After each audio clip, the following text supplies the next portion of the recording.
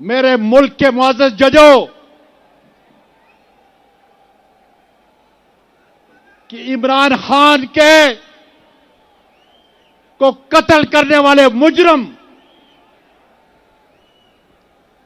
Doctor Shahbaz Gill के ऊपर तशद्दुद करने वाले, मुझ पर तशद्दुद करने वाले छोटा जैसा किरदार है जनरल फैसल फहीम, इनके ऊपर एफआईआर क्यों दर्ज नहीं होती?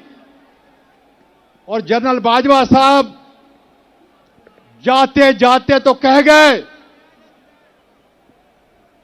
कि तुमने फरवरी में यह फैसला किया कि अब कोई हमारा सियासत का, पाकिस्तान आर्मी का कोई ताल्लुक नहीं होगा। हम तो पाकिस्तान आर्मी को सलाम करने वाले हैं। लेकिन जाते जाते ये बता जाइए कि अरशद शरीफ को फरवरी के बाद किसने कत्ल किया? ये बता जाइए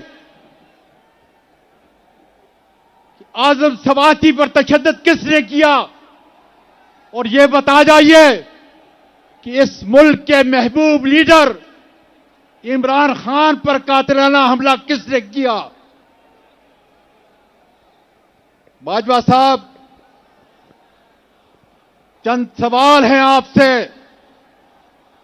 मेरे करीब मशरक के अंदर भारत का बहुत बड़ी फौज का, हमारे दुश्मन उसका एक